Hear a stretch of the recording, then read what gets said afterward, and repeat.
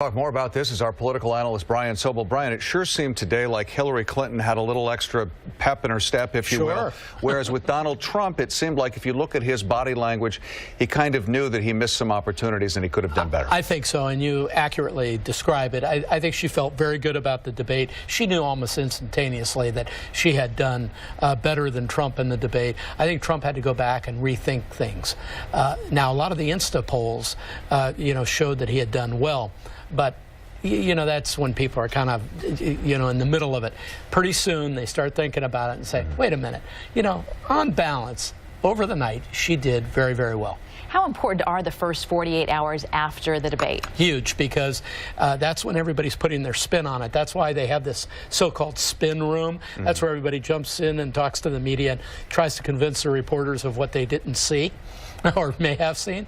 And so 48 hours is important, but it recedes. It tends to recede.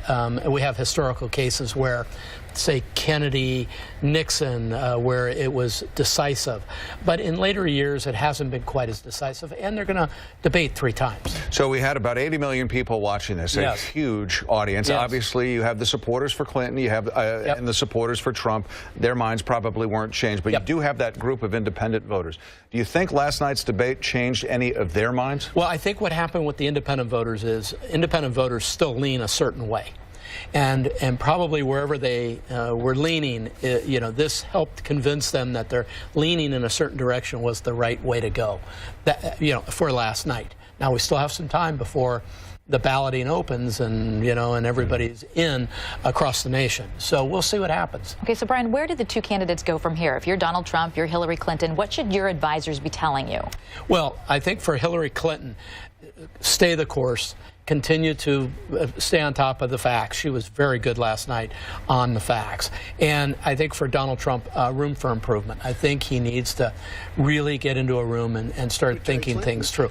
For 90 minutes, that's a long time to be out there. He sort of ran out of gas and ran out of things to say. He started off very strong, and then toward the end, it felt like his answers were not focused, and he was meandering all over the place. And I have to be honest, I was quite surprised that he didn't have a better answer for the tax issue, why he hasn't released his tax returns, and also for the birther issue. He had to have prepared for both of those questions, and yet his answers, I think most people would say were pretty weak. The only thing I can think is that, for the first 30 minutes, it was kind of in his wheelhouse, the trade and these economic issues. When it started moving away, and what we heard him say when they started asking the unfair questions, then it changed. Come on. What it was he, when he moved out of his wheelhouse, he didn't have the substance. He didn't have the data, the preparation that was required.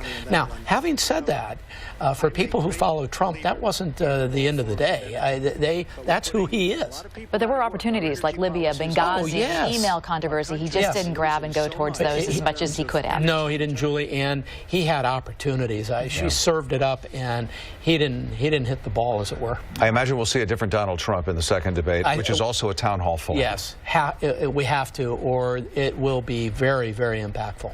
Brian, thank you. Thanks, See you again at 6. Yes.